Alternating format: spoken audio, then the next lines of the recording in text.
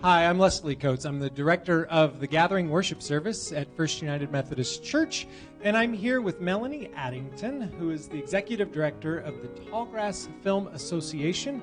We're just here to have a chat about the upcoming festival here in October and our partnership together, and maybe by way of introducing you to our community, because you're kind of new around these parts, aren't you? Brand new since May 1st. Oh, so you moved here May 1st. Yeah. Great.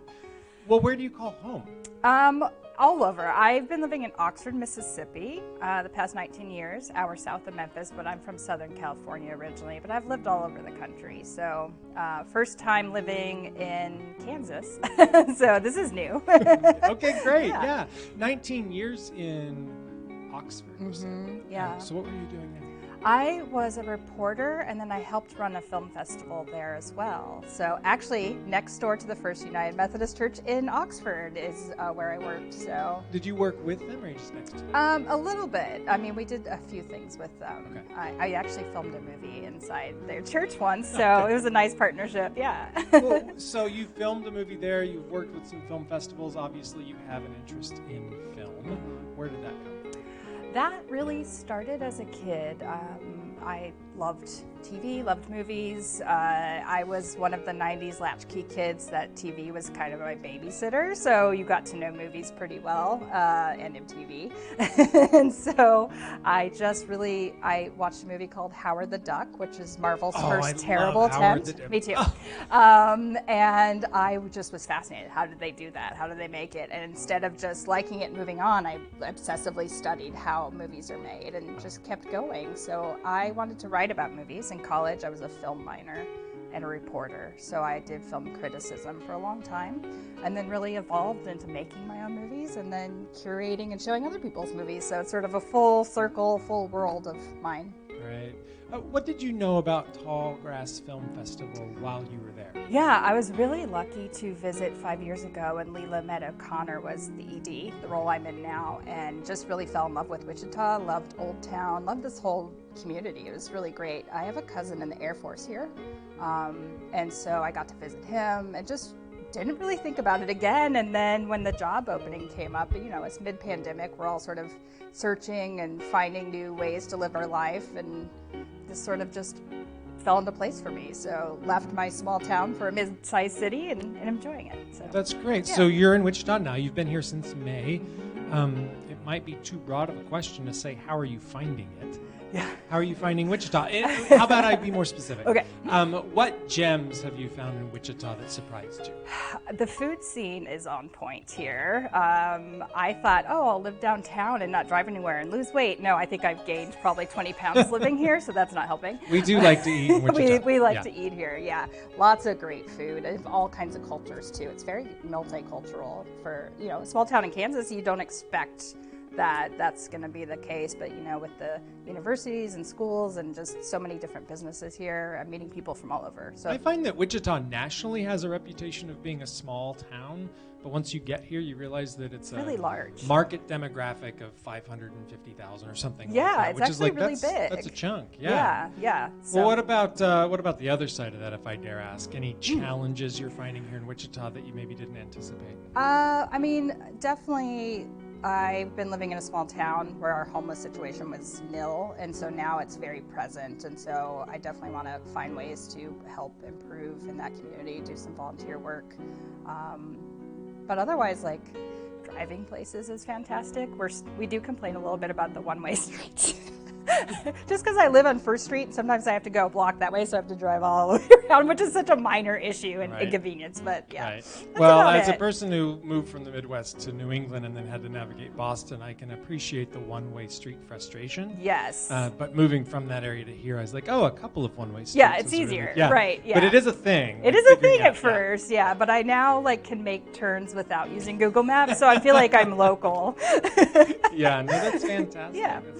So as you're getting ready for October, we think about and we talk about the film festival. And I'd be interested, not just for Tallgrass, but really you've had experiences with film festivals in other communities and an experience around that and being a film person. How would you talk about the value of a film festival? Most of us are kind of more accustomed to going to one of the big cinemas, catching a blockbuster that we saw the trailer for, or now stay at home and stream everything. Yeah. I just learned, and forgive me, like I'm late on this, but like my 15-year-old wanted to go to a movie that he couldn't get into because he was 15, and he was like, "Oh, I can't get into it. I'll just purchase it and stream it." Oops. And at home, and I was like, "You can do it's in the theater right now." He's like, "Yeah, I mean, it costs like $20 because it's out right now, but you can do that." And I was just like mind blown. Yeah. So film has changed, and it's changed from when I grew up, but it's still like it's changed from 2 years ago. Yeah, and still those are the habits. And yet we're plugging along with this idea of a festival, which of course is not the same thing. What value does a film festival bring to a community? Yeah, a couple things. Film, like churches, are a bridge builder. You meet people that you wouldn't meet otherwise.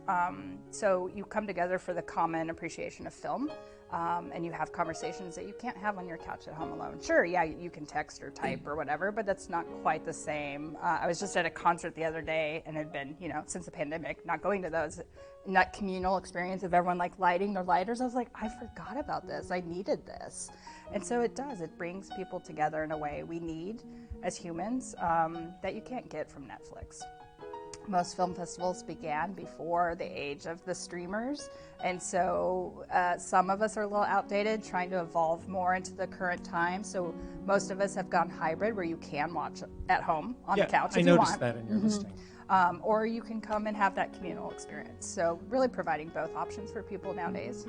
What is Tallgrass doing this October in lieu of the fact that we are still very much in the middle of a pandemic? What are the options for people who want to participate? So we're doing a couple different things. We are doing hybrid, where you can stay home and watch, or you can actually, all of our events where you're near people interacting are going to be outdoors, so it's a little bit safer, but we are requiring masks indoors regardless of vaccination status, because you can still carry it if you're vaccinated. So just making sure everybody's safe across the board. Lots of extra COVID, rules like cleaning and social distancing, and just trying to do as much as we can to be very safe.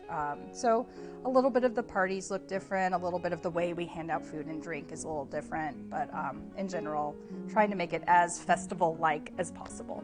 Yeah. Right, and that seems important. So I know that the Wilke Family Life Center has been one of the places to view films of the festival now for a number of years. Yeah. We've been a part of that. I've always been thrilled to see it. We see a lot of traffic come and go. It's a wonderful opportunity from the church's point of view, just if for no other reason, for people to see that we exist. For as big of a building as we are here in downtown Wichita, we seem to vanish into the scenery. Signage can be a struggle, as you are finding, I'm sure, as you prepare to invite people into our space. Where is this Wilke? How do you get there? You have to go down Broadway and navigate one of these one-way streets that you were talking about, right? And get here, it's on the corner of 3rd and Broadway, catty corner from the Y across from the Salvation Army, but kind of on Topeka and 3rd. So we've got that whole piece. But it's valuable to us, just for folks who've never been here, to walk into our building. Sure. We usually have refreshments sponsored by our school partnerships group. I know right now we've put a hiatus on all food and drink in the building, so I know that's kind of up in the air right now. By the time the festival gets here, we'll find out. Note, who knows? We might be back to that. I don't know. Numbers are kind of all over. So we have some value in it that way. But then I think beyond kind of what we get, I'm of an opinion, and many of us here at the church are of an opinion, that it isn't all about what we get out of a partnership. It's a lot about what we can give. Oh, yeah. And we do have what I think is a fantastic... It's one of the best venues. The sound, the screen, everything is perfect in there. It's a good venue for watching a movie. It really gets is. all the way dark. The screen is big in the theater, and, and all of that. Well, and for me, what's really important is accessibility, and you guys have such a well-designed building that anybody, no matter what their walking status, they can easily get in and out, which I appreciate. It's a short walk from car to seat in the venue. Yeah. And if you want to walk from venue to venue, it's not far away. It's really not. Yeah. You've got that kind of put together. So I kind of see it from the church's side as like it's a benefit because we get some exposure, we get some, some community that way, but also I think it's valuable in how we share. There's no money exchanged. We don't charge for that space in this one instance. We typically do have some sort of a fee cover that. It's a really wonderful support. And I think it's an important thing for the church to be doing. Can you talk about the value of collaboration from the perspective of the festival? Yeah, I think for us, one, it's a great theater to use. It's a beautiful space. So just technical wise, filmmakers are not going to be disappointed like, oh, I played at a church. No, you played in the Wilke Center, which is really top notch. And two, it really is a good space for people accessibility wise. I do love that you can just pull in and park. But also just building relationships, because that's the whole point of a film festival. And I think the whole point of a church is really, community. And so we do the same thing. So might as well partner together on these sort of journeys. I really appreciate having the space. I think it makes a really good place for us to show the films we're going to show here. And I think it leads to really comfortable discussions also. So, yeah. Can you tell me about some of the other partners? I mean, because of course, I'm very much church-centric on it because that's my role in it, but I recognize we're certainly not the only one. If you look at the billing for the festival, there's a number of organizations pitching. And so who are some of those? And can you talk about the value of those contributions? Sure. So we're working with TCAM, the African American Museum, and the Ulrich to celebrate photographs of Gordon Parks, who is the Kansan filmmaker that we're honoring this year. Who is from Fort Scott. His son David will be here. So we're doing a lot with arts around us. We recently partnered with Music Theater Wichita for a Grease preview. We did the movie. They did a hand jive contest, which was fun before their show. So, we're also working with Groover Labs because they have a maker space, and obviously filmmakers are creators. So just trying to really find bridges of different partners and come together at the same, juncture of what we're doing. So we do our Filmmaker Alliance meetings at Groover because, again, it's about creating. No, that's really great. So we have all of these organizations here, and as you named those, I was locating them in the city, and they're all downtown. I love Wichita's downtown, and I think Wichita, like most mid-sized cities, has fallen into the suburban trap of, my grocery store and a movie theater's right here. I don't need to go anywhere else. And I think you need to invest in your community, and our community is downtown Wichita, not the suburbs. And so really, if you want a thriving city, you have to go to it and support it. Yeah, and support it. Well, and it occurred to me this summer when I finally went on a vacation again. I was like, when I go to another town, I don't go to the suburbs to see where the shopping malls are. No. I go downtown to see what's different about this town. Yeah, exactly. Or this city. And and I think it's the heartbeat of every city. So, So it's October. It's the Tallgrass Film Festival. Yes. And it's in person is October 20th through 24th, and then we're doing virtual the 24th through 29th. So you can experience both if you want to, or if you miss the in person, you can hear all the buzz and go watch the films you want to see online. How do I get tickets? Yeah, tallgrassfilm.org. Our box office, physical box office, actually opens October 18th on 125 Market. So that's only I think a block. A block from here. Right. Yeah, everything's very close to here. Right. So, and then we'll be using the Orpheum, which is again a block from here, and Mama Film at the Lux, which is a block from here. So everything is very close this year. Oh, good. So I could park my car and walk from venue to venue. Yeah. Provided it's and if you need it, we have a golf cart. Oh, fantastic! No, that's good thinking. Yeah. What if? So I assume you have full festival pass, half. Can you talk about the ticket options? So we do a tall pass, is what it's called, and that's your VIP. Gets you into everything. Gets you fed. Gets you the parties. Gets every film you want to see. And then we have a film pass. If you're like, I don't want to do the social stuff. I just want to watch the movies. Then it's a little bit cheaper. It just gives you access to all the movies. And that's both online and virtual. So it's double value, Do you really. have the cost of those off the top of your head? Yeah. Okay, good. I know all this in my head. Okay, good. Tall Pass is $200. But if you look at it, it's 5 days of food and drink and movies. It's probably the best deal in town. And then Film Pass is $100. And again, access to all the films in person or virtual. And then you could just buy a general ticket at $10 if you just want to check it out, try one movie. So it's $10 for one movie. One movie. At $10 a movie, $200 pass, I could make that up in 5 days pretty quickly. Oh, very quickly. It's definitely a value. Yeah, that's a great value. In comparison, and not to mention all the other stuff and the parties and the absolutely. And then if you do just want to try like one big movie and a party, there's a pass for just that. So you don't. If you could only do Friday night. And all that's on the website. It's all on the website. Very easy. We'll have it all printed out too during the festival. So. Are you still doing the app on your phone? We are. Yeah. Okay. It launches hopefully October 1st. Right. Yeah. Well, so what I have found in the past, and maybe you can talk me through this, sometimes the list of how many films is a little overwhelming. Absolutely. So what would you advise someone, what would you tell someone like me that says, I want to watch 1 or 2 films? Yeah. How do I get started? How do I know to find one that I'm going to like? Yeah. There's a couple different ways. One, a really easy access point. This year, we're doing a free movie screening of Shrek in Nafsker Park. So if you're like, I don't get it, I don't want to invest any money in it, come to the free screening and see what we're about. 2, there's a program that's going to be going out around town. It's already up online. There's trailers under each film on the ticketing site. So if you're not sure, you can watch the trailer. And if it speaks to you. So there are trailers. Yeah. So most films have trailers. Or I really always recommend a way to easily first get involved in a film festival is buy a ticket to a shorts block. Because if you hate the film, there's a new one in 5 more minutes. So you're not stuck.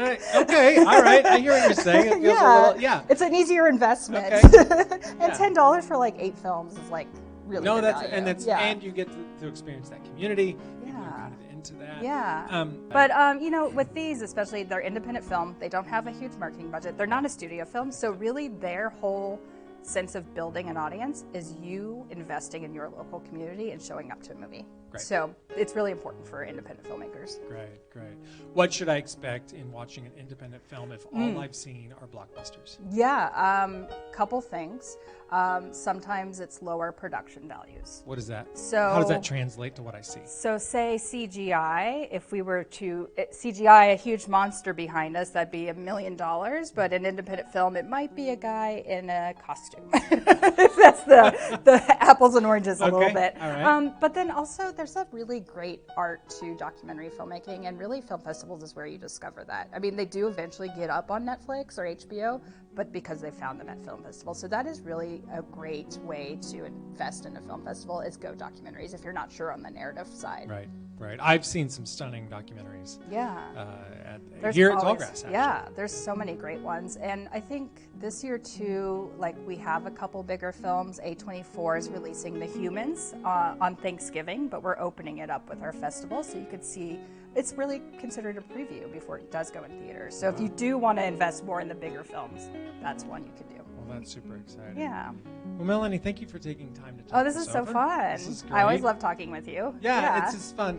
And I just want to invite people again. Come out to Tallgrass Film Festival in October. Give me those dates one 20th through 24th in person here at the Wilke. Here at the Wilke Family Life Center. Or online, 24th or 29th. Yeah. And the other places are, not to exclude them, Orpheum, Mama Film, which is at the Lux. Right. And then also Groover Labs is going to be showing our shorts. So. And while you're down here, grab coffee, grab lunch, make a day of it. Yeah. Experience your downtown if you haven't before. Or if you're a diehard, thank you for coming back. Yes. I know there are some diehard Tallgrass. There are some diehard, but after I always want new last year, audience. Are really excited to come back. Yes.